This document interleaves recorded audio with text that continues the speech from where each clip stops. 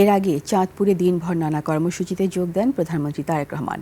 এ সময় তিনি বলেন, বিএনপি জনগণের কাছে যে ওয়াদা দেয় সরকার পরিচালনার দায়িত্বে থাকলে তা পূরণ করে। এছাড়া কৃষক ও ফ্যামিলি কার্ড কর্মসূচির জন্য বাজেটে বরাদ্দ রাখার আশ্বাস দেন সরকার প্রধান। চাঁদপুর যাওয়ার সময় কুমিল্লার পথসভায় প্রধানমন্ত্রী জানান, জনদাবি উঠলে কুমিল্লাকে বিভাগ ঘোষণা করা হবে। বিস্তারিত আকবর হোসেন সুমনের রিপোর্টে। খাল খনন কর্মসূচি আর ফ্যামিলি কার্ড বিতরণের কার্যক্রম হাতে বহর নিয়ে চাঁদপুরের উদ্দেশ্যে ছুটে যান বিএনপি চেয়ারম্যান ও প্রধানমন্ত্রী তারেক রহমান। জেলার শাহরাস্তি উপজেলার টামটা দক্ষিণ ইউনিয়নের ওয়ারুক বাজার এলাকায় খোর্দখাল পুনর্খনন কর্মসূচির উদ্বোধন করে এগিয়ে রাখেন 20,000 কিলোমিটার খাল খননের স্বপ্ন। পথসভায় আশ্বাস দেন, আসছে বাজেটে কৃষক ও ফ্যামিলি কার্ডের জন্য বরাদ্দ রাখবে সরকার।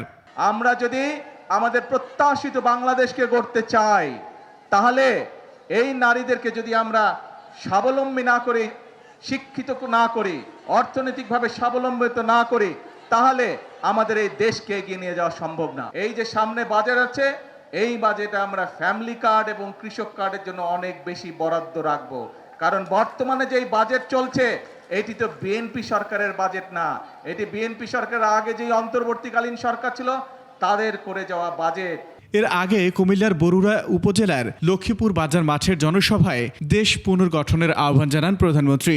বিএনপি জনগণের কাছে যেই ওয়াদা দেয়, বিএনপি সরকার পরিচালনার দায়িত্বে থাকলে সেই ওয়াদা বিএনপি পূরণ করে। আপনাদের একটি দাবি হচ্ছে কৃষি বিশ্ববিদ্যালয়। আমি আগামী কয়েকদিনের মধ্যে শিক্ষামন্ত্রীর সাথে কথা বলবো এবং সবকিছু বিবেচনা করে আমরা উদ্যোগ গ্রহণের চেষ্টা করব। যত দ্রুত সম্ভব এই বিষয়টি আমরা চেষ্টা করব ইনশাআল্লাহ বাস্তবায়ন করার জন্য। কুমিল্লাকে বিভাগ জনগণের দাবি হলে তা বাস্তবায়ন হবে বলে জানান প্রধানমন্ত্রী। এই দাবিটি যদি জনগণের দাবি হয়ে থাকে ইনশাআল্লাহ, তাহলে সেটির বাস্তবায়ন হবে।